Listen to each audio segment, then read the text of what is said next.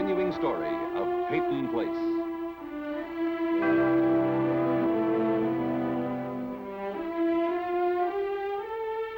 Starring Dorothy Malone as Constance Mackenzie, Ed Nelson as Michael Rossi, Mia Farrow as Allison Mackenzie, Ryan O'Neill as Rodney Harrington, Barbara Parkins as Betty Anderson, Tim O'Connor as Elliot Carson, Christopher Connolly as Norman Harrington.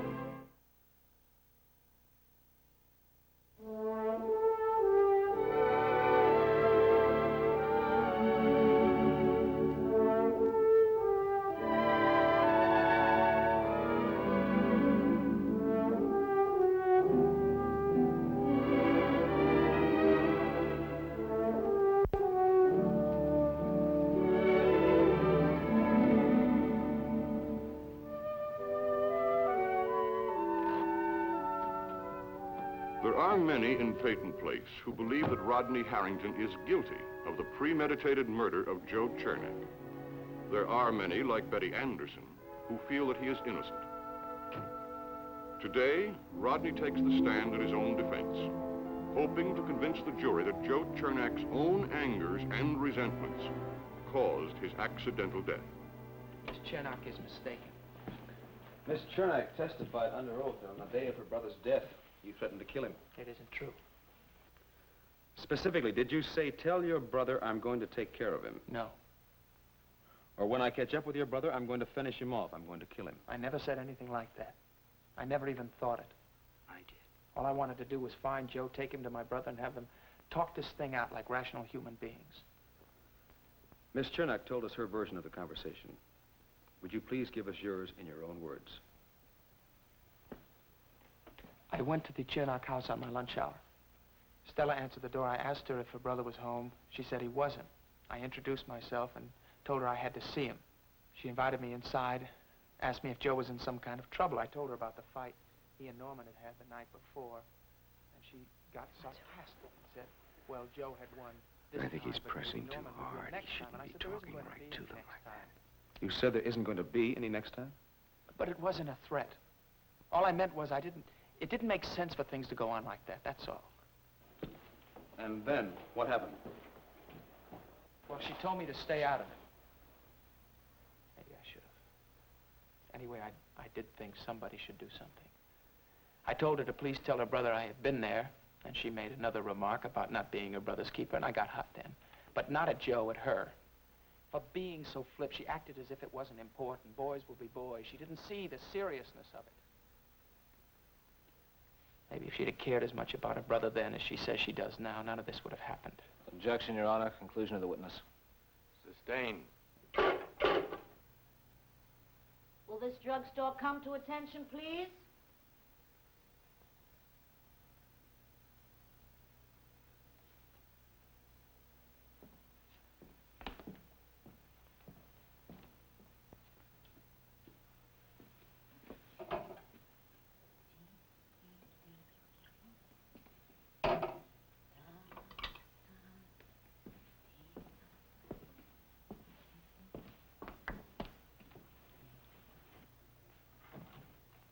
Sorry, Stella, I was in the back.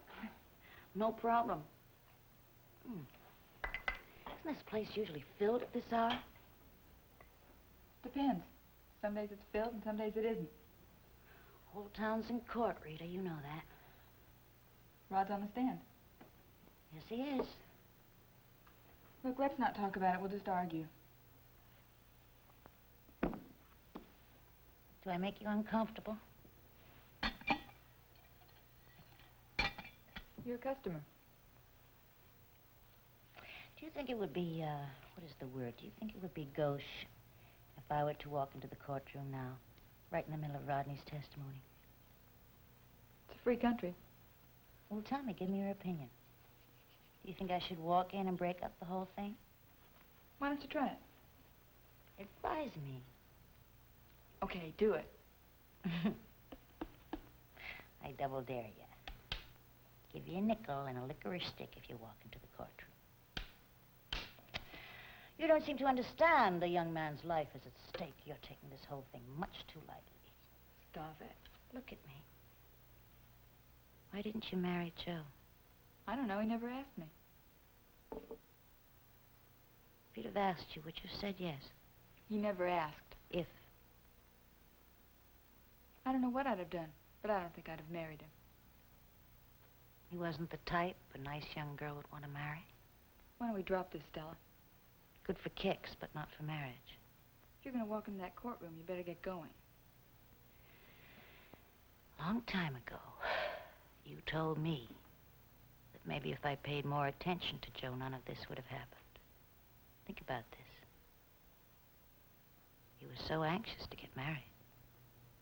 Maybe if you married the boy you were going with, none of this would have happened.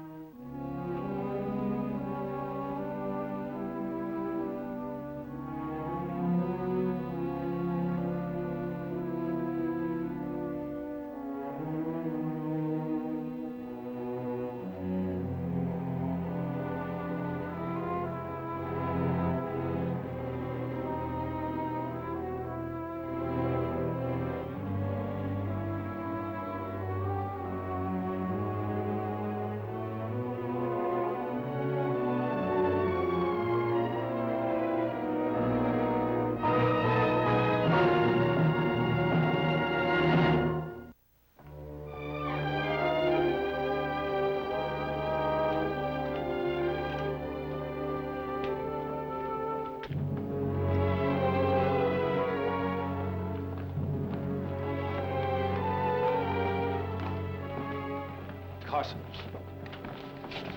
You didn't waste any time, did you? Dragging your daughter out of a hospital bed to parade her in front of the courtroom. I didn't drag her here. It was her own idea. You could have stopped her. I didn't even know she was coming. You really expect me to believe that? I don't care what you believe. Then why didn't you try to persuade her to leave? She had no reason to come here today except to confuse the issue. The defendant in this case is Rodney Harrington, not my wife. But Allison is a friend of Rod's. She didn't come here just to lend her moral support. Well, I assume that's why Mrs. Chernak was present when Stella gave her testimony. Oh, that's a little different, Carson. She's the dead boy's mother.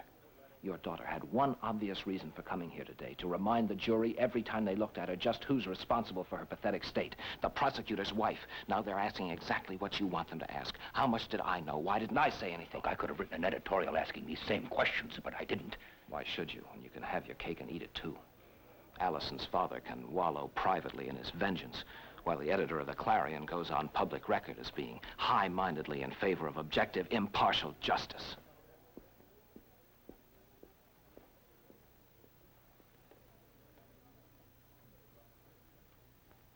I don't think Mr. Fowler liked my coming here.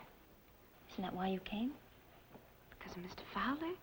No, I never even thought of it. Then why did you come? I guess for the same reason you're here. Rodney's in trouble. I think it's natural I'd want to be here. Yes, I guess it's natural. Can I give you a lift? No, thank you. Dr. Rossi's making a telephone call. I'm going with him. Well, I'm glad to see you looking so much better. Thank you. You're not leaving because of me, are you?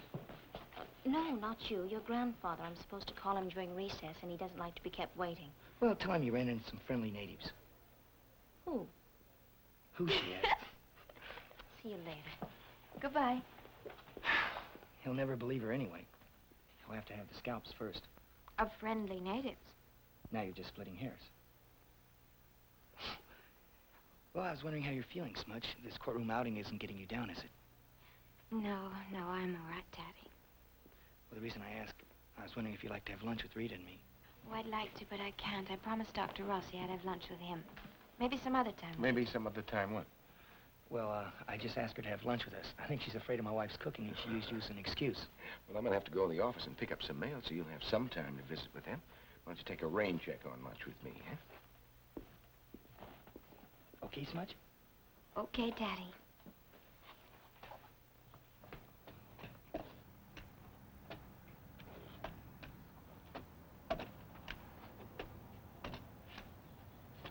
Wait here.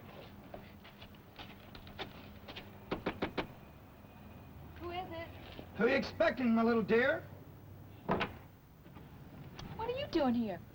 I live here, remember? You picked a fine day to come home for lunch. There isn't any. Well, Allison. Hi, Rita. surprised? I brought her home for lunch. My hair's a mess. We'll never even notice it. Now, do you mind if we come in? It's getting a little cold out here. Oh, I'm sorry. Enter and welcome to the house of the Norman Harringtons.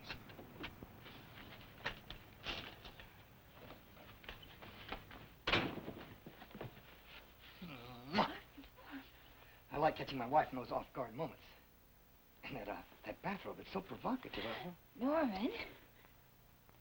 I love the way you fixed up the apartment. Curtains are beautiful. Thank you. You should have told me you would bring Allison home. I would have fixed something special.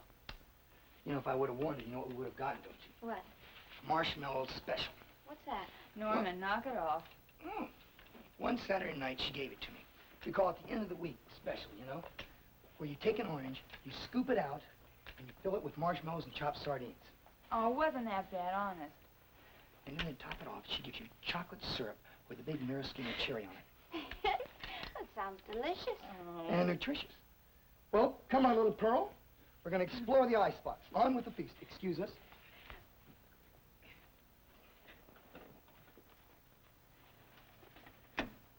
Hey, what'd you do to her hair? What's it look like? Why'd you do it? All that beautiful hair. Why do men grow beards? Why don't we have any food? You mean like how come we never have any money? Because it's all on your back, that's why. Huh? She's nothing but a parasite, a social butterfly. She takes my paycheck every week and spends her time under the hairdryer and visits bingo parlors. Oh, sure. Hey, I could fix us some peanut butter sandwiches if that's okay. Not again. Oh, I'm not hungry anyway, thank you.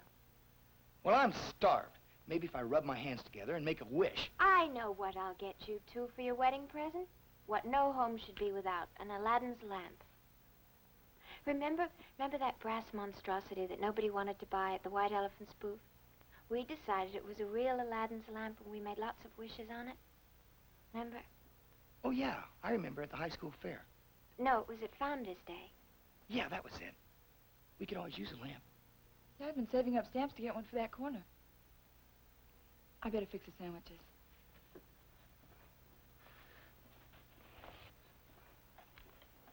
I like your hair, Allison. I really do. It was kind of a shock at first, but it suits you. No, you don't. You don't really like it, do you? Any more than that time when I put my hair up at my 14th birthday party. Yeah, I guess not. I guess I just wanted you to stay the same. Can't. Nothing stays the same.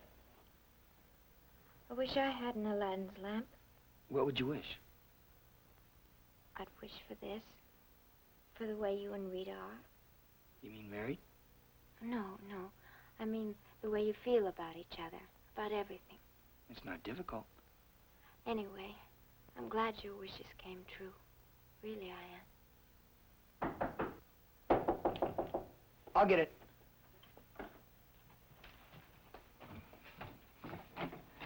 Hi. Hi, Doctor. I was beginning to think you'd forgotten about me. No, did you have a good visit? Yes, thank you. Good. I'm a little bit tired, though. Oh, well, Are you leaving? Yeah, I hope you'll ask me back, though. Don't forget the lamp. No, I won't. Thank you. Bye-bye. Bye. Bye. Listen, I'm sorry we couldn't stay. That looks, wonderful.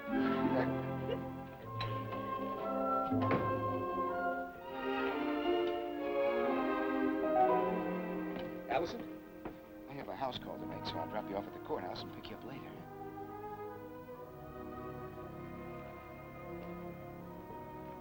What is it? What's wrong? No. I'm frightened.